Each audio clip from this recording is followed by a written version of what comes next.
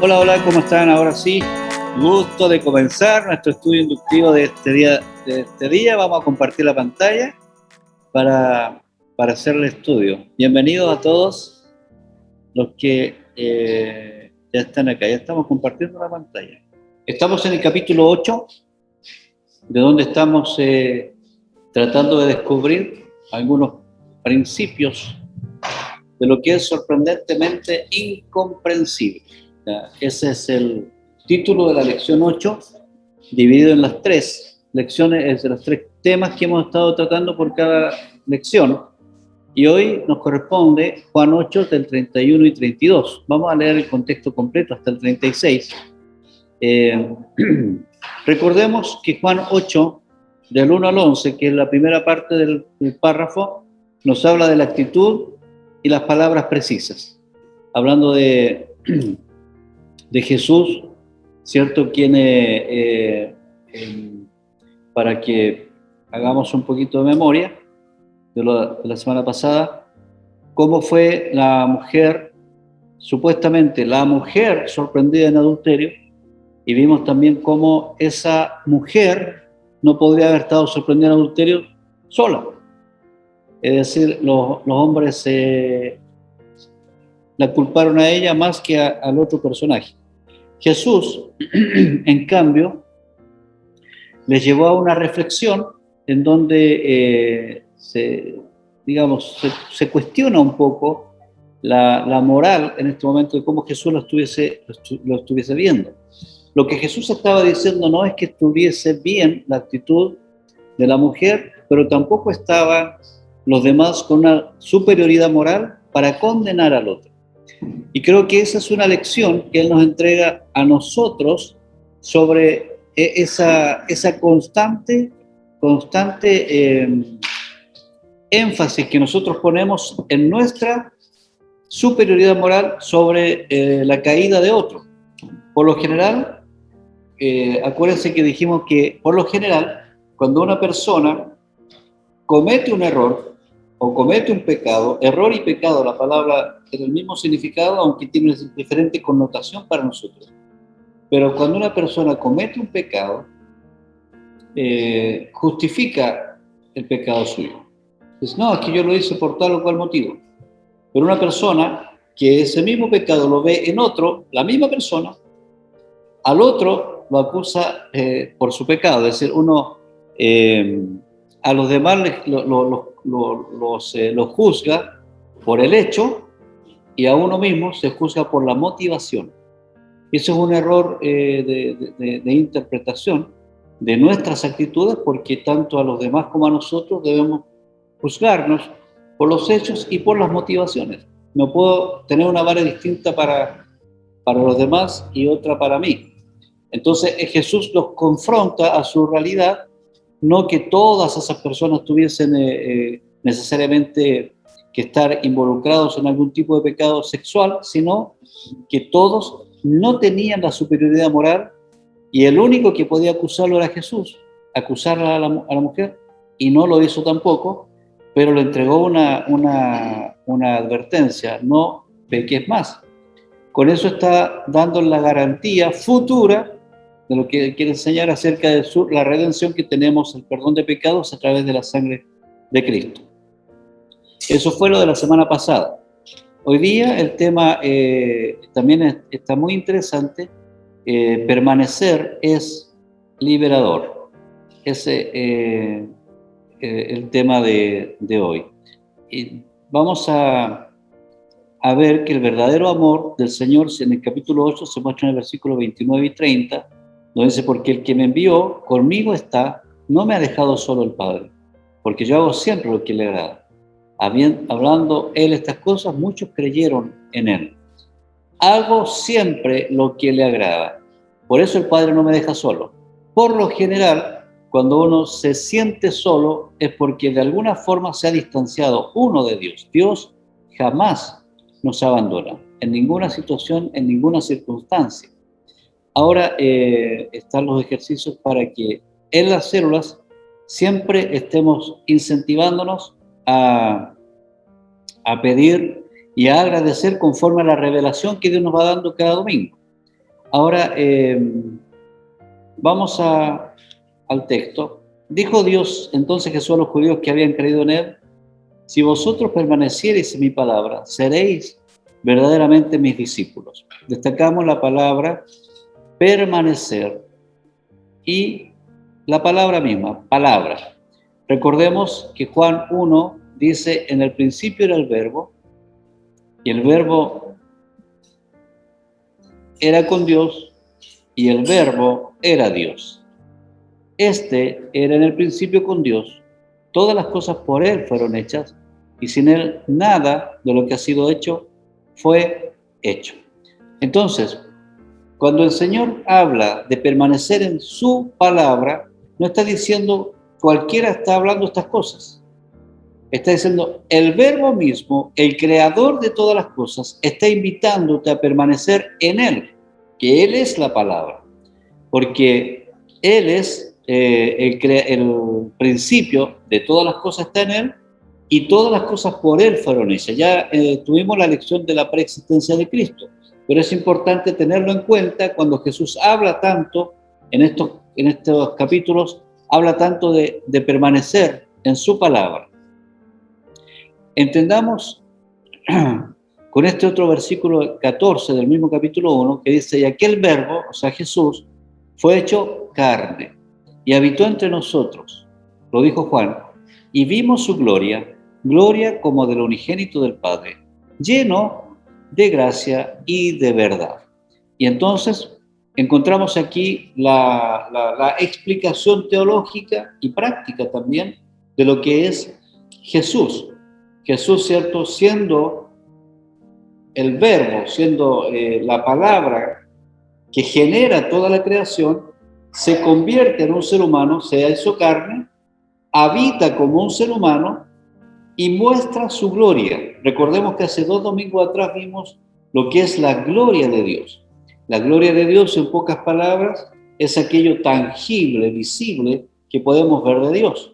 Entonces Jesús es la máxima revelación de Dios a nosotros en nuestro tiempo, o más bien dicho, a la gente de su tiempo, en su manifestación, en su nacimiento, en donde tuvieron la oportunidad de oír su voz, de tocarlo, de sentir sus abrazos, es decir, de escuchar, digamos, de primera fuente.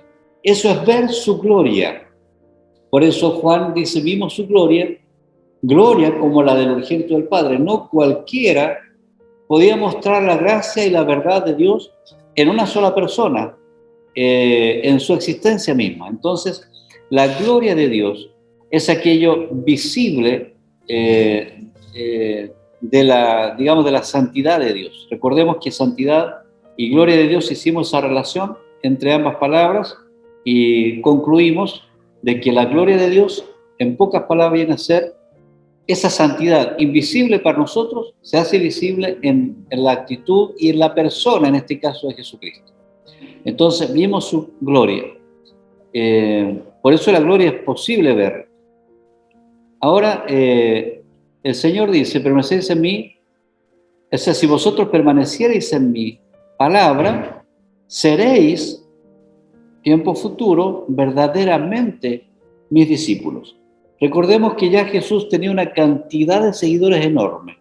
Había gente que estaba creyendo en él, que creían que era el profeta, otros pensaban efectivamente que era el Mesías, pero lo que estaba buscando Jesús era discípulos.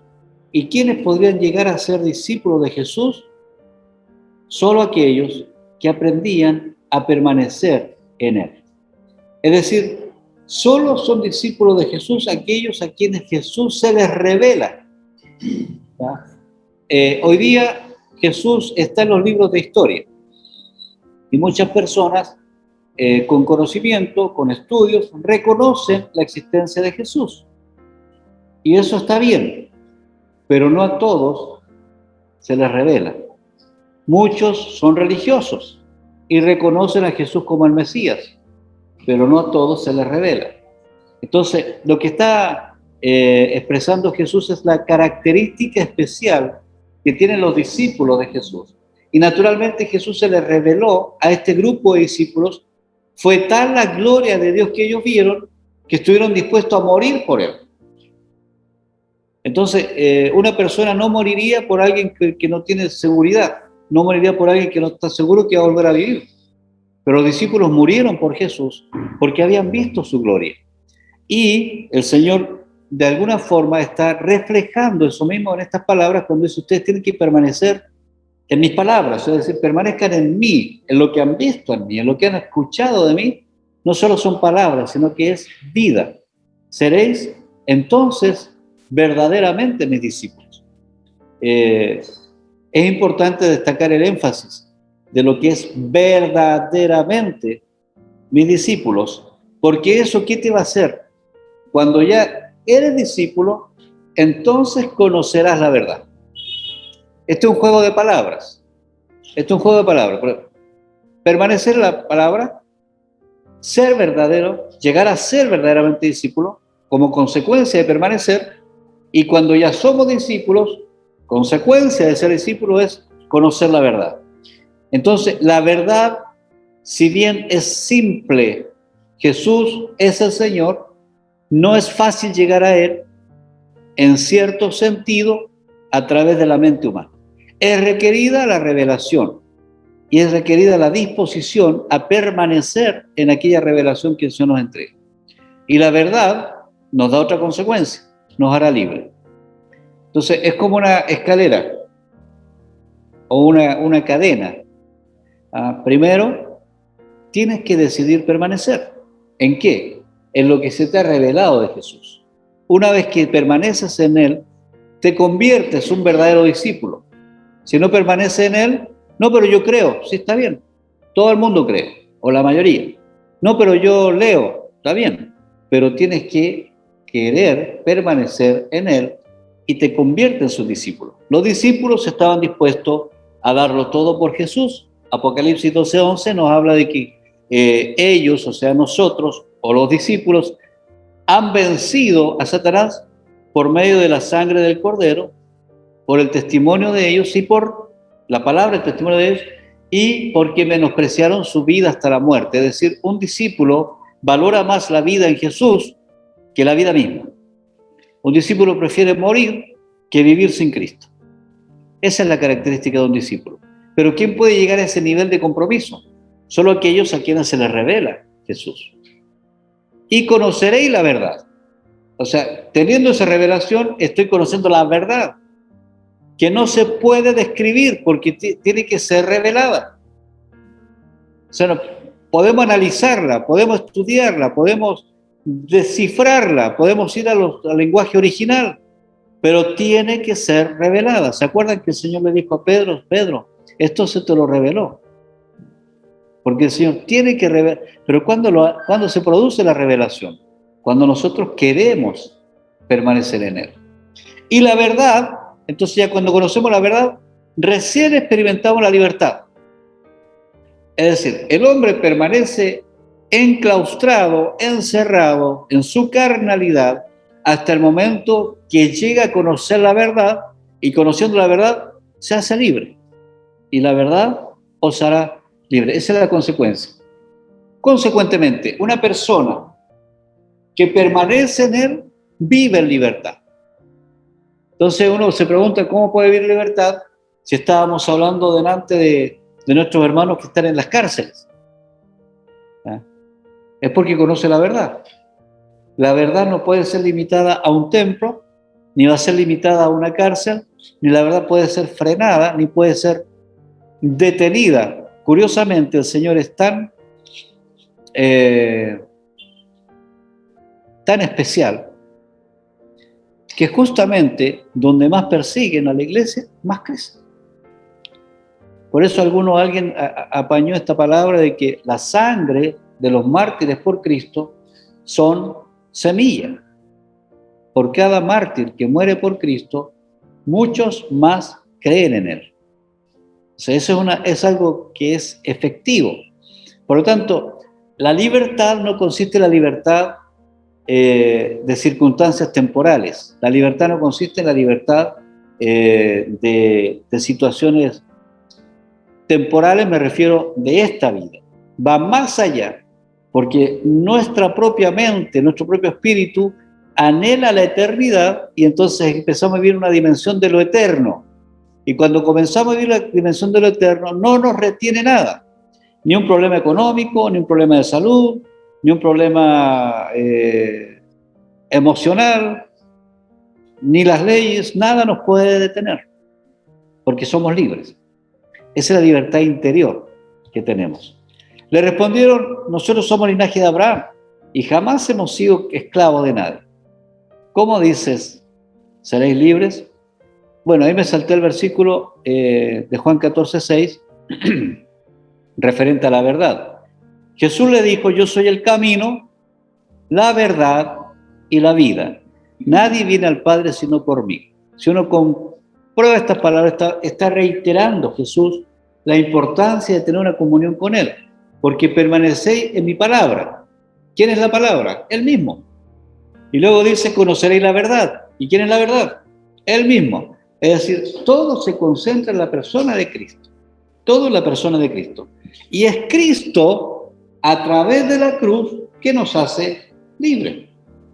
No es de otra manera. Entonces, considerando ese texto, entendemos entonces cómo Jesús está procurando revelarse a estas personas. ¿Sí?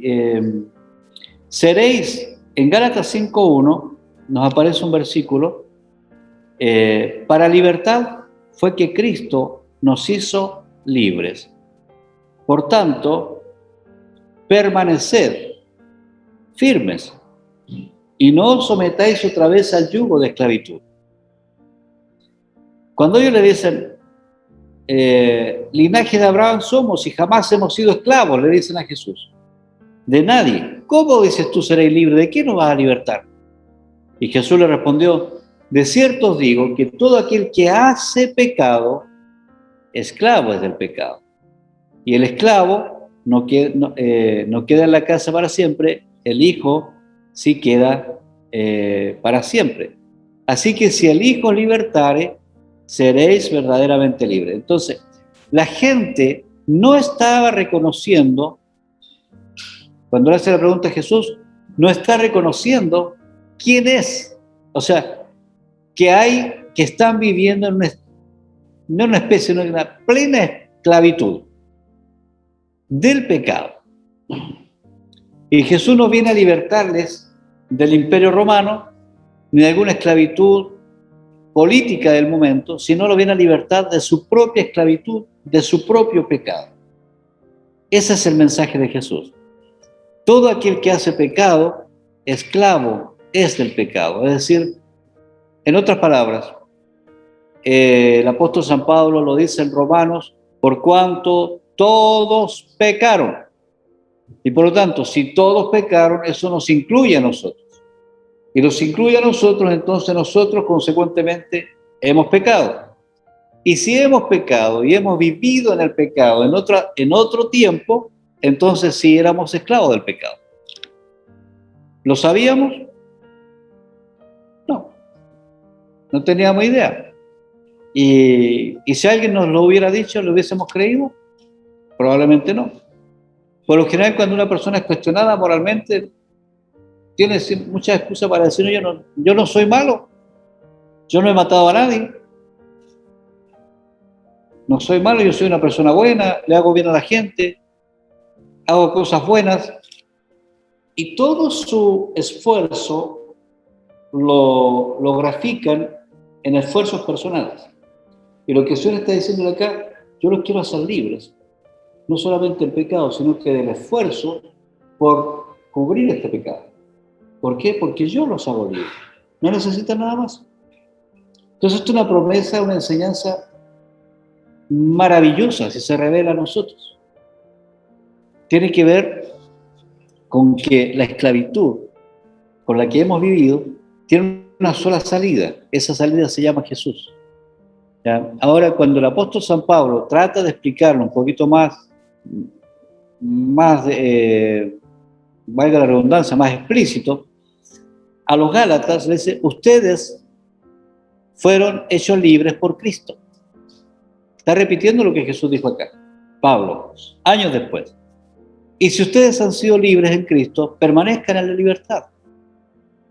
Y no se sometan otra vez al yugo de esclavitud.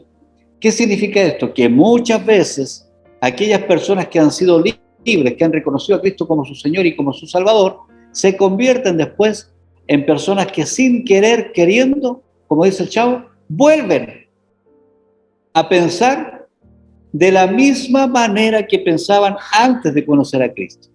Y vuelven a someterse a la esclavitud. No necesariamente vuelven a hacer cosas malas, pero su pensamiento, quien conduce su vida, vuelve a ser la misma que tenían antes de conocer a Cristo. Y entonces se convierten nuevamente en esclavos. Y Pablo les advierte, no se sometan otra vez a ese yugo de esclavitud, que es pensar conforme a cómo el mundo piensa. Ahora, considerando esto, vamos a la palabra permanecer. Y yo quise graficar algo que la mayoría conoce, pero probablemente algunos no lo hayan visto antes. Cuando el Señor dice permanecer en mis palabras, ya usa logos. Ya. El logos, como ya fue explicado en lecciones anteriores, se refiere a la palabra que está escrita, lo que está en la Biblia, los 66 libros de la Biblia. Eso se llama logos. Está escrito. Lo que estamos leyendo acá, eso es el logo. Pero hay una forma de aplicar este logo a la realidad de hoy. Y esa forma es creyendo que así como hay un logos, también hay un rema. Y el rema es la palabra que está escrita, pero aplicada al tiempo de hoy. Esto es la vuelta. Entonces, la palabra está escrita. Yo quiero oír la palabra de Dios. Para oír la palabra de Dios, ¿qué tengo que hacer? Leerla. ¿Ya? Leyendo la palabra de Dios, estoy pasando un apuro laboral, lo que sea, y encuentro un versículo que me cuenta la historia de algo que me hace sentido en ese momento.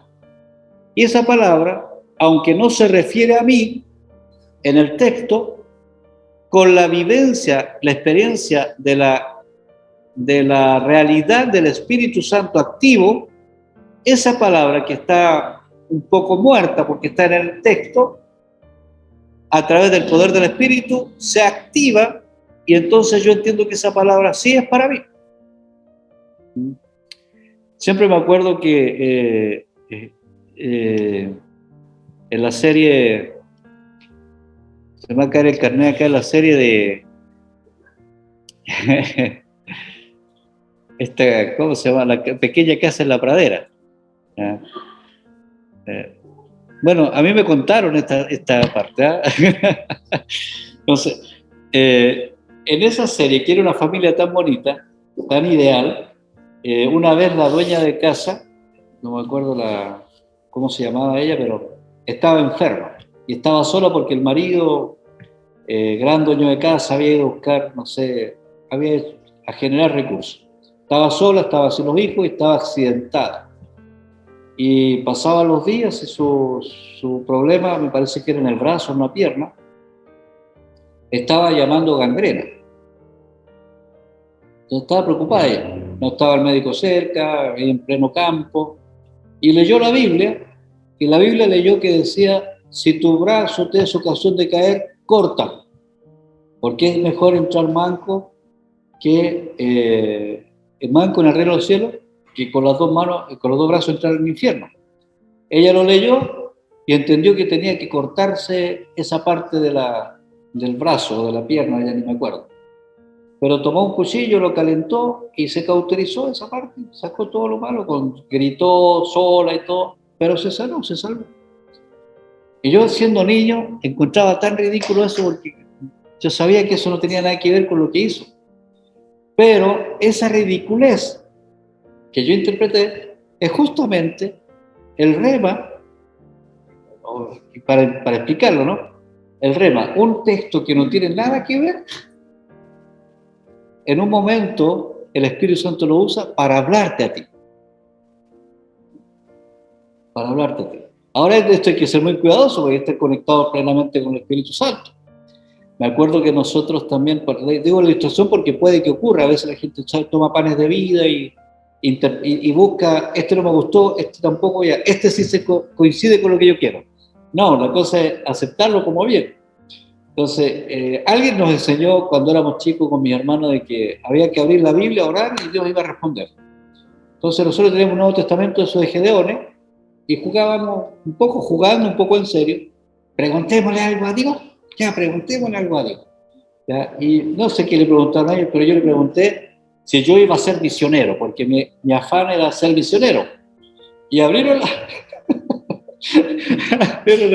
el Nuevo Testamento y salió en el texto que el Señor le dice al ladrón, hoy estarás conmigo en el paraíso. Como éramos chicos, no teníamos idea de lo que era el paraíso, no entendíamos bien eso. Entonces, mi hermano no encontró nada mejor que decir, sí, vas a ser misionero en Valparaíso. Entonces, y yo creí que iba a ser así por harto tiempo, hasta que ya entendí mejor la lectura de eso. Pero me ayudó a mi fe de niño, ¿me entiendes? A lo mejor ridículo, nada que ver, pero ayudó a mi fe en esa cosa. Entonces, a veces, como hijos de Dios, no debemos ser tan estrictos en cuanto al tema legal de la lectura, de la interpretación, de la hermenéutica, cuando alguien, un abuelito, un anciano, una persona que no sabe leer mucho, alguien que se encontró recién con la Biblia, interpreta algo y uno dice, esta interpretación nada que ver. Pero puede que el Espíritu Santo, en medio de esa ignorancia intelectual, le está hablando directamente con un rema. Ahora, ¿vamos a andar siempre buscando remas, interpretando como se nos ocurre? No, porque para eso el Señor nos da la oportunidad del Logos, para estudiarlo cada vez mejor. Y después nos vamos dando cuenta cómo el mismo Espíritu y la palabra nos van corrigiendo. Pero es dinámica, ¿se dan cuenta? Entonces, cuando el Señor dice permanecer en mi palabra, no se trata de aprenderse solamente de memoria los textos, sino que se trata de aplicar el texto a nuestra vida. Y puede que a veces no lo apliquemos como el contexto debería llevarlo, pero sin embargo nos sirve para el momento. Entonces no hay que menospreciar esa fe que teológicamente se llama la fe simple, la fe sencilla, esa fe que yo creo nomás, la fe de niño. Yo creo nomás. Si el Señor lo dice, yo creo. ¿Ya? Y vamos cortándonos el brazo y salvamos la vida de repente. Entonces, el logos y el rema. Entonces, permanecer en él tiene que ver justamente con esto, con nunca dejar de leer la Escritura. George Miller, que lo voy a usar de ilustración hoy día, me llamó la atención que él se estaba preparando para ser pastor luterano allá en Alemania. Estoy hablando del año 1800, 805 en adelante. Y él había leído muchos libros, obviamente se estaba preparando, había leído mucho. Pero un día se encontró con la necesidad de leer la Biblia. Y se encontró recién con que la Biblia era el libro al cual debería dedicarle más tiempo y no a libros que hablaran acerca de la Biblia. Entonces esto es muy importante. Aquellos que andan buscando predicaciones o libros para leer, está bien, no está malo que se haga, pero hay que comparar. De pronto a veces leemos muchos comentarios o libros o predicaciones y no vamos de lleno a la palabra. Si usted se da cuenta, cuando nosotros hacemos el estudio inductivo, acá como lo estamos haciendo ahora, estamos en la palabra, y poco vamos a libros que nos hablen de la palabra. Entonces es importante este tipo de lectura que nos permite encontrar la palabra pura del Señor, lo que Él nos dice y no lo que nosotros queremos que nos diga. ¿Me explico, cierto? ¿Está claro eso? Bien, entonces, siguiendo con esa explicación, terminamos con algo bien sencillo. ¿Cómo puedo permanecer en la palabra? ¿Ya? A través de la oración y a través de la lectura. Y nosotros tenemos un principio para enseñar esta esta fórmula, ¿ya? Los 5 dedos de la mano. Una oración es completa cuando lleva confesión, intercesión, petición, gratitud y alabanza. Entonces, cuando usted ora, es importante pasar por estos 5 elementos. En primer lugar, ponemos nosotros la confesión, porque es importante reconocer que día a día necesitamos confesar más de algo al Señor. En segundo lugar, ponemos a las personas antes que a nosotros. Intercedemos por los demás. En tercer lugar, ponemos nuestras propias peticiones, lo que nosotros necesitamos. En cuarto lugar, ofrecemos gratitud al Señor por lo que ya nos respondió o por lo que nos va a responder y por escucharnos. Y en quinto lugar, terminamos con un tiempo de alabanza. Siempre es bueno recordar estos 5 principios, ¿ya? Los 5 elementos. Y, por otro lado, la ilustración de permanecer en la palabra, eso se me metió ese bosquejo entre medio, de permanecer en la palabra, que es también en orden ascendente. Voy leyendo. Leer la palabra es fundamental, ¿sabe? Usted tiene que leer la Biblia, aunque no entienda nada, porque usted está alimentando el espíritu. Preocúpese de leer. Por eso existen los planes de lectura en 1 año, en 6 meses, en 2 años. Tome cualquier plan, pero lea. Pero es que no entiendo, no importa, lea. Alimente su espíritu, no su cerebro, no su mente. Alimente su espíritu.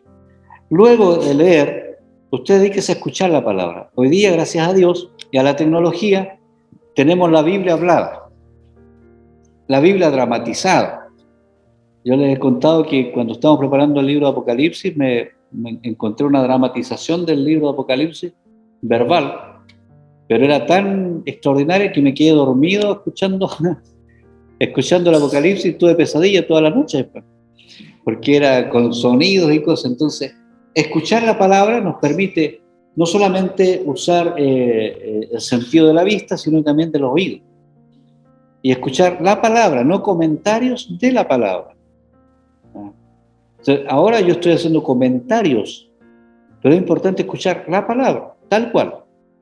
Tome la Biblia, póngala, no sé, si va en el auto, está en la casa, está lavando platos, ponga, en vez de escuchar otra música o canciones, incluso cristianas, de vez en cuando, hágase el hábito de escuchar la Biblia. Ponga el YouTube, el Spotify, lo que tenga, y escuche la Biblia. Junto con haberla leído, es bueno escuchar la Biblia, porque se alimenta el espíritu. Y luego viene el siguiente paso, que es estudiar. No sé qué piensan ustedes, pero con mi experiencia, para mí la forma más sencilla y simple que puede ser popular para enseñar, para estudiar la Biblia, es esto, el método inductivo. Palabra por palabra, descubriendo, haciendo relación, y te obliga a ir conociendo más la geografía, los personajes, y te dice lo que la Biblia quiere decir, no lo que uno quiere entender de la Biblia. Entonces, estudie la Biblia.